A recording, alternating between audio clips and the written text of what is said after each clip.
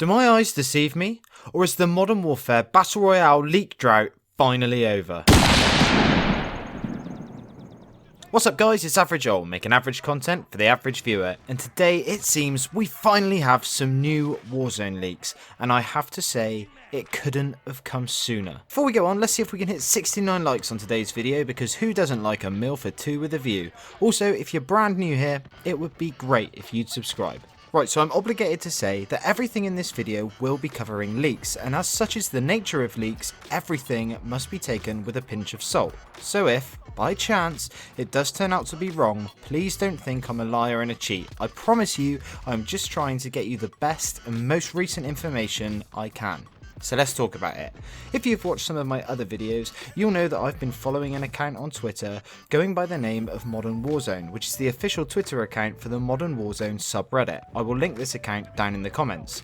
Now this Twitter account has been fairly quiet for the last week, as a lot of the community have been giving them loads of shit for a couple of leaks that were not 100% accurate. Now, just to address this quickly, I think that this sort of behaviour is bang out of order. Sending this guy hate is the equivalent of calling up a weatherman because he said it was going to be sunny and you've ended up piss wet with your shriveled dick because you planned to have your swingers pool party based on the weather.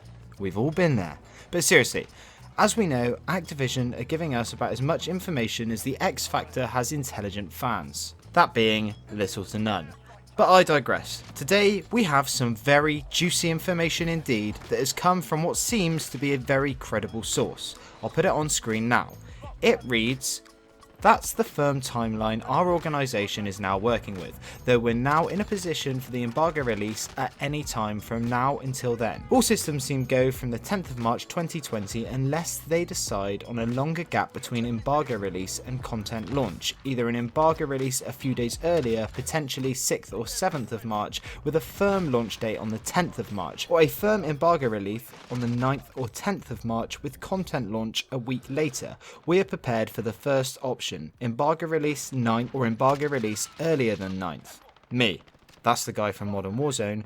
You were told the 9th is embargo ending though, correct? Like confirmed? Source. I was told 9th latest, but our content templates, articles, videos, live stream plans are ready to go live as early as tomorrow. End of source material. So this is extremely exciting because it suggests that we could be expecting some sort of solid marketing scheme within the next week. Some of you might remember that a couple of weeks ago there was a leak from a gaming news outlet, VGC, that said that Modern Warfare Battle Royale was due to release on the 10th of March, and from as far as we can tell, this is still the most likely date. But this isn't all. We also have a short clip from a Just Chatting stream with Dr. Disrespect, where he alluded to something happening next week. Take a look at this. Yeah. I just didn't expect the wingsuit. It's been a while since you pulled out the old wingsuit. Blackout? Yeah. Okay. It has. Okay. I might bust it out next week. Okay. Indeed. Just don't forget this conversation, gentlemen. Oh, it won't. Okay. It's ingrained. All right.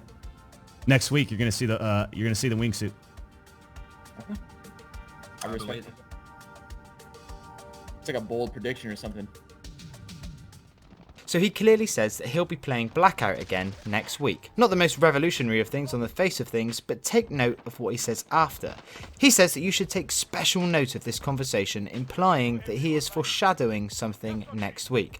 I know it might seem like we are clutching at straws at the moment, but I strongly believe that he is suggesting that he will be playing Warzone next week. Now, this would make sense if the context of the Modern Warzone leak that we just talked about. It says that the media embargo is set to be lifted by the 9th of March at the absolute latest. So, by this logic, I think we can expect to see Dr. Disrespect playing Warzone on Monday or before, whether that be in a live stream or in a pre-recorded video that was captured at the event a couple of weeks ago.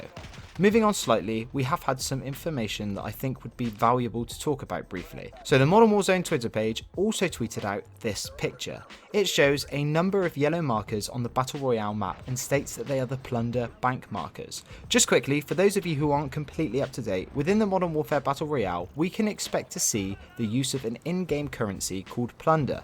This cash can be looted from around the map and from dead players, and used to buy as sort of power-ups, whether that be cluster strikes or a custom class supply drop. This money is used to help you end game. Now these bank locations are interesting because it opens up quite a good discussion. First of all, the fact that they even exist suggests that you'll be wanting to bank your plunder in the first place. Now bear with me here. If the plunder was plentiful and you could find it no problems, then what would be the point in using a bank to store it? To me, this means that if you find some plunder, you will want to store it away and keep it safe until you have saved up enough to help you win a game. This is emphasised by something that the Gaming Revolution said a few weeks back, where he stated that if you enter a bank on the map, it will set off an alarm and alert all of the nearby players to your location, therefore suggesting that if you have plunder and want to keep it safe, you have to, in effect, reside to the fact that as soon as you set off that alarm, your chances of survival and winning the game are dramatically decreased, as you will effectively be putting a massive target on your back.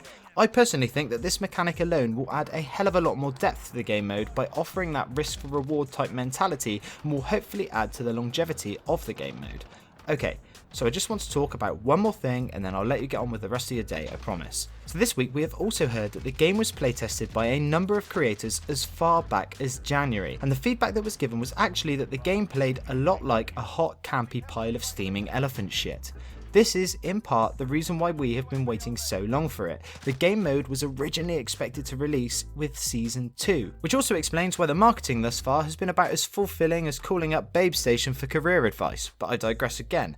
I spoke in one of my other videos about some measures that have been taken to make the game less like a non-gay rendition of Brokeback Mountain, but I failed to mention that it has been said that the devs have actually taken some action to reduce the amount of hiding spaces around the map by blocking off a fair bit of verticality to the map and making sure that there are a lot less safe spaces for the cowardly beta soy boy cucks to sit and hide, and presumably suck each other off. And I really think that this is a good thing. An example of this would be if you're playing Infected on Anya Palace and everyone is infected apart from that one guy who has been hiding the whole game, it can take forever to actually find him and put 6 inches of cold steel in his back. Now, that is actually the smallest ground war map, so imagine all of the others together along with many more, and having to find someone who has chosen to lie down in one of the little sheds in Krovnik farmland.